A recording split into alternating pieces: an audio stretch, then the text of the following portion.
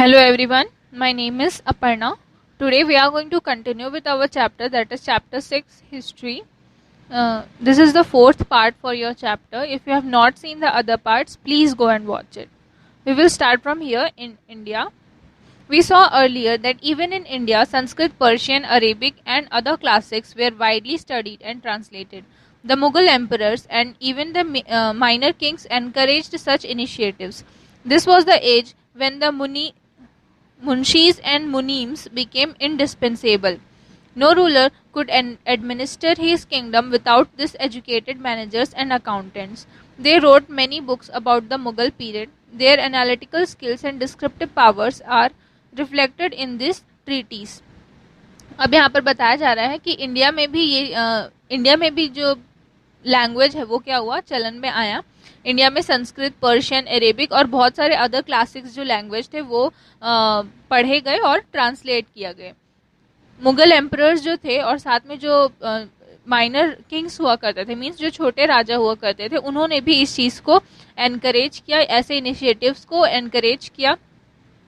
और ये जो एज था वो मुनीम्स और मुंशीस का था. ठीक है, ये सारे जो थे वो काफ़ी क्या थे, उनके मतलब राजा के दरबार पे ये लोग क्या थे, बहुत ज़्यादा इम्पोर्टेंट थे और वहाँ पर राजा के बारे में लिखने का काम ये करते थे. ठीक है, और काफ़ी एजुकेटेड मतलब मीन्स वहाँ पर उनको कंपेयर किया गया है मैनेजर्स और अकाउंटेंट्स से. मीन्स उनके लिए वो क्या थे, एक मैनेजर और अकाउंटेंट्स की तरह वर्क करते थे.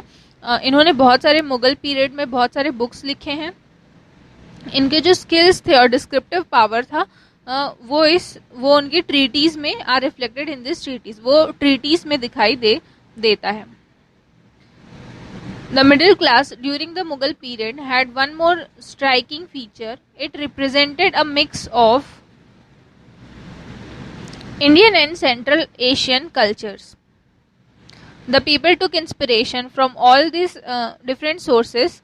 This influenced the way they lived and the lifestyles they adopted. That was not all. Through they are independent on emperors and kings for their livelihood.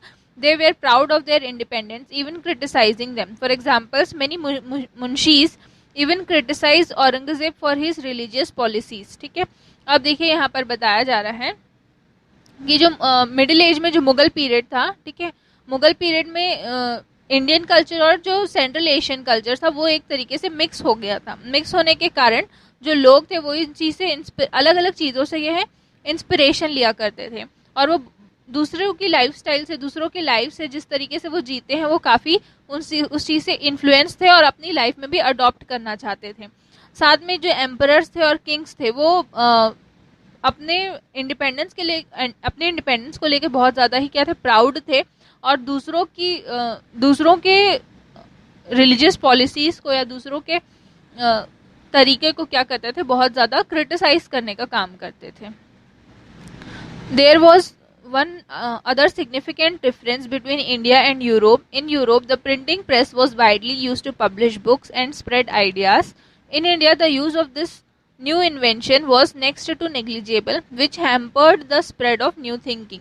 ठीक है, यहाँ पर बताया गया है कि एक और सिग्निफिकेंट डिफरेंस जो है इंडिया और यूरोप में वो ये है कि यूरोप में उस टाइम पे प्रिंटिंग प्रेस यूज होती थी बुक्स को पब्लिश करने के लिए और आइडियाज़ को स्प्रेड करने के लिए. लेकिन इंडिया में ऐसे कोई भी इन्वेंशन उस वक्त नहीं था, जिसकी वजह से जो नई थिंकिंग है वो क्या हो गई, रुक गई थी. 6.2.3 A new artistic trends. One other change in India and several other countries was the flowering of the creative arts after 1300. The most visible impact of this new wave of creativity was seen in architecture. When the Turks came to India, they brought them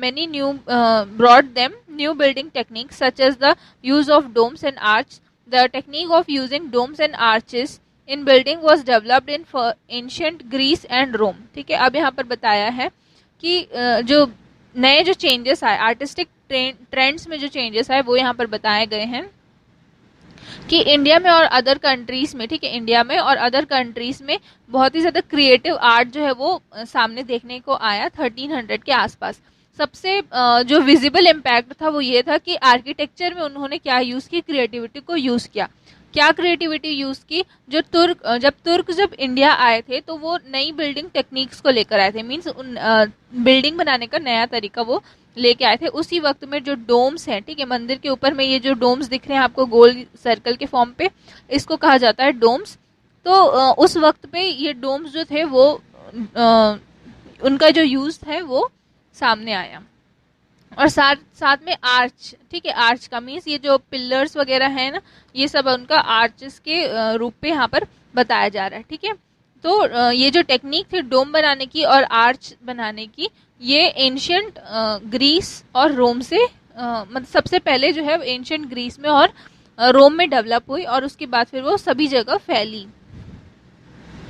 Figure 6.3 shows pillars supporting the weight of the roof of a Greek temple. In India, 2 pillars and beams were used to support the roofs. Massive temples were built in India using pillars and horizontal beams. You can see an example of this in figure 6.4, the Kandariya Mahadev temple in Khajuraho, which was built about 1,000 years ago. This splendid example of temple architecture combined hundreds of small shikaras or spires to form an impressive edifice.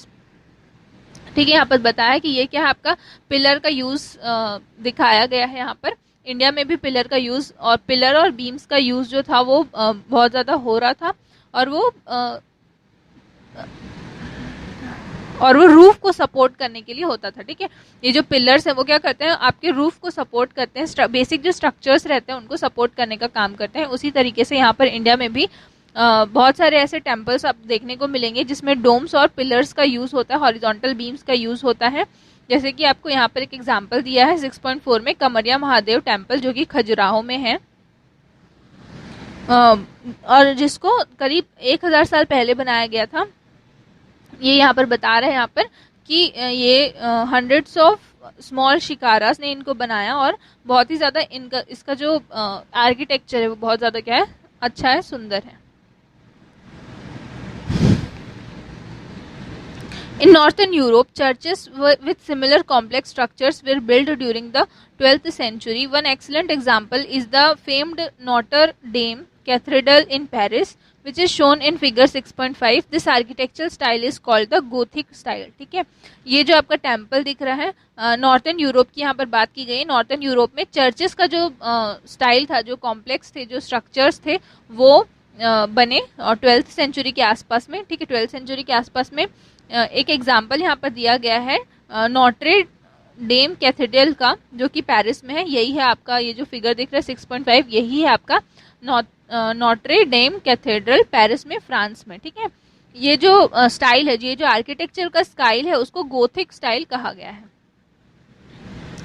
Figure 6.6 also shows arches used in Roman Empire 2000 years ago to support the weight of the roof structures.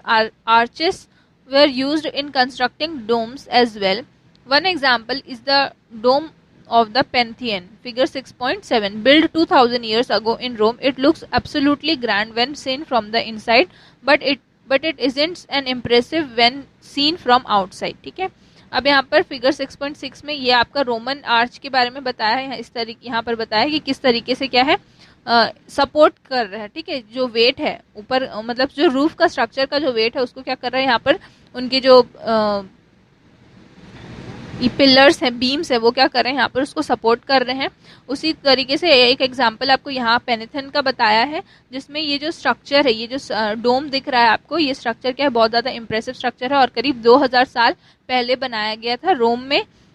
ये अंदर से देखने से बहुत ज्यादा क्या है, impressive लगता है, लेकिन बाहर से अगर कंपेयर किया जाएगा तो एक ऑर्डिनरी लुक देता है, लेकिन अंदर से देखने पर ये बहुत ज्यादा क्या है, इंप्रेसिव दिखाई देता है।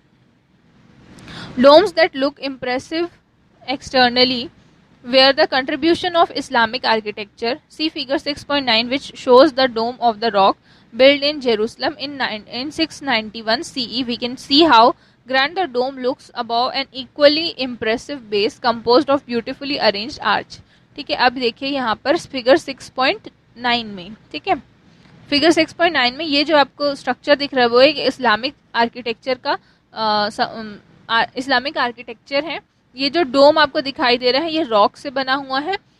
ये जेरूसलम में 1691 सीई में बना था।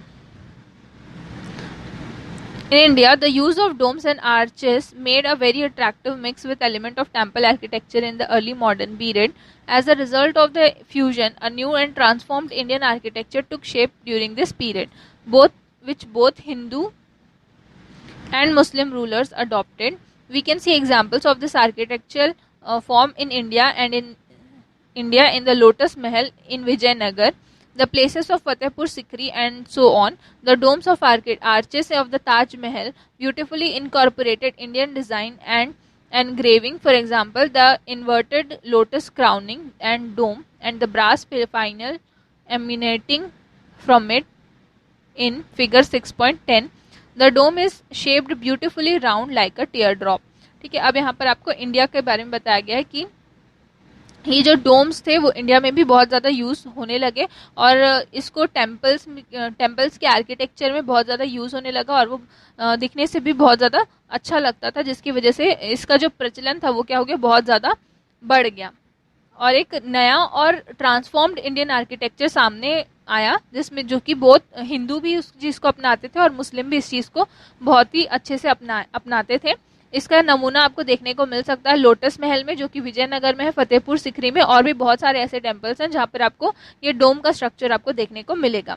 ठीक है, ये जो डोम्स और आर्क का है ये ताजमहल, यहाँ पर ताजमहल में भी आपको ऊपर में क्या है, डोम्स दिखाई दे रहे हैं। ये इंडियन डिज़ाइन मतलब ये कॉम्बिनेशन है आपका प्रीवियस डिज़ाइन और इंडियन डिज़ाइन का। आपका आज के लिए इतना ही, इसके बाद हम अपने नेक्स्ट लेसन से देखेंगे यहाँ से। Thank you.